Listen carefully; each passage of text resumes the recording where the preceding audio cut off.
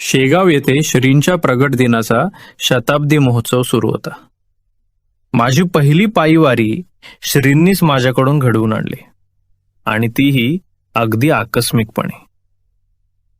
सन 1982, अक्षय तृतीयेचा दिवस.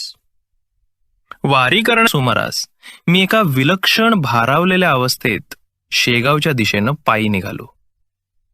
घरातील कोणीही उठलेले नव्हते आणि मी सुद्धा कुणाला जागे केले नाही.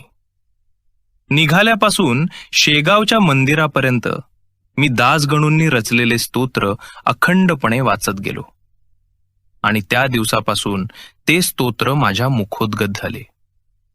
शेगावला पोचल्यानंतर श्री शिवशंकर भाऊंची भेट झाली. त्यांनी मला प्रेमानं निंबू सरबत पाजले. सन 2000च्या सुमारास एका शुभयोगावर माझ्या मनात एक तीव्र इच्छा निर्माण झाली. अकोल्याहून शेगावपर्यंत जवळच्या सर्व इष्टमित्रांना सोबत घेऊन पायी वारी करण्याची. मी ही इच्छा सर्वांजवळ बोलून दाखवली, आणि आश्चर्य म्हणजे सगळ्यांनीच ती मोठ्या आनंदानं मान्य केली. कारण तोपर्यंत आमच्यापैकी कुणीही अशी पायी वारी केलेली नव्हती.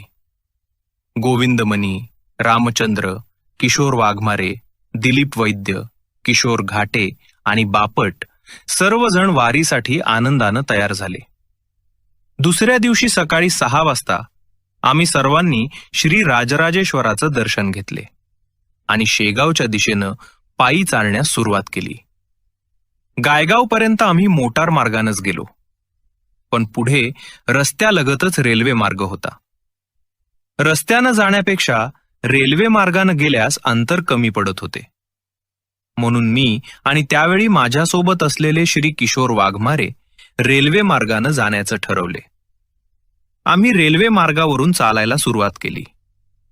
इतर सहकारी बरेच पुढे निघून गेले होते.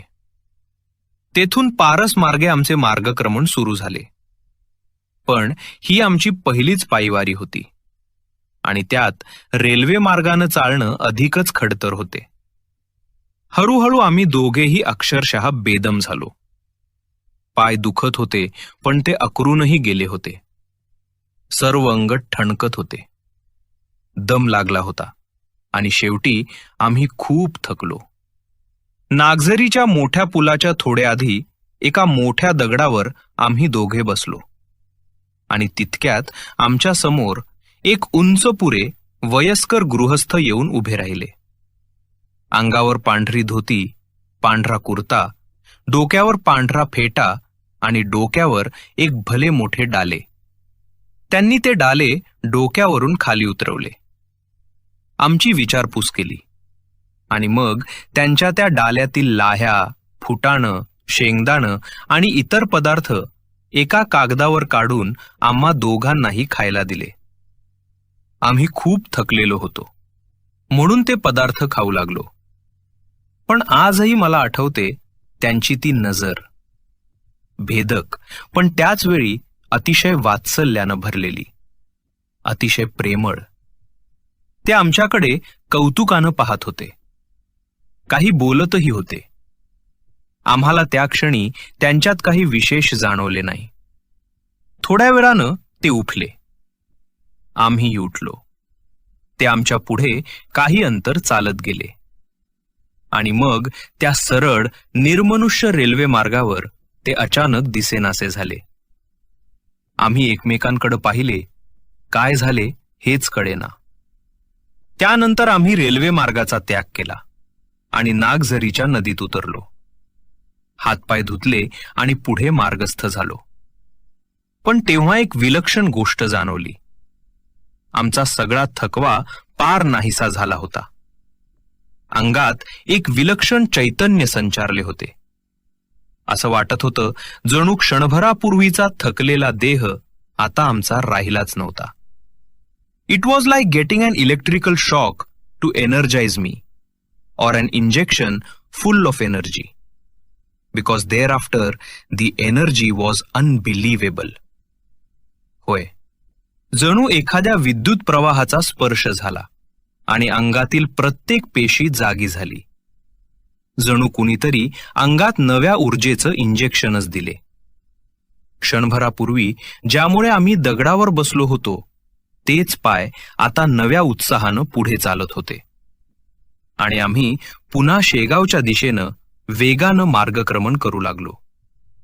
त्यानंतर आम्ही गोमाजी महाराजांचं दर्शन घेतले आणि पुढे चालत राहिलो.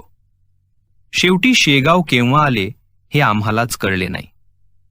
पण कथा इथे संपत नाही, कारण शेगावहून घरी परत येईपर्यंतही एक प्रश्न मनात राहिला होता.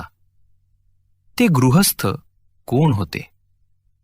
पण श्री गजानन महाराजांनी त्यावेळीही आणि आजही त्या प्रश्नाचं उत्तर आम्हाला शोधू दिले नाही.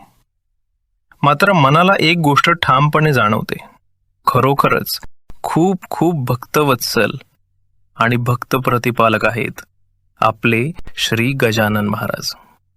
भक्त थकला तर आधार देणारे तेच, भक्त अडखळला तर हात धरणारे तेच, आणि भक्ताच्या वाटेवर अचानक एखादा अनोळखी माणूस येऊन त्याला अन्न देतो, त्याचा थकवा घालवतो आणि क्षणात अदृश्य होतो, तर तो योगायोग असतो की माऊलीची कृपा? याचे उत्तर प्रत्येक भक्ताने आपल्या अंतःकरणात शोधावे. म्हणूनच श्री दासगणूंनी किती सुंदर वचन देऊन ठेवले, वारी शेगावाची करी जो का भक्त, तयासी अनंत सांभाळील. ही केवळ एक ओवी नाही, हा प्रत्येक गजानन भक्तासाठी श्रींच्या कृपेचा अनुभव आहे आणि भक्ताला सांभाळण्याचे श्रींचे आश्वासनही आहे. जय श्री गजानन माऊली.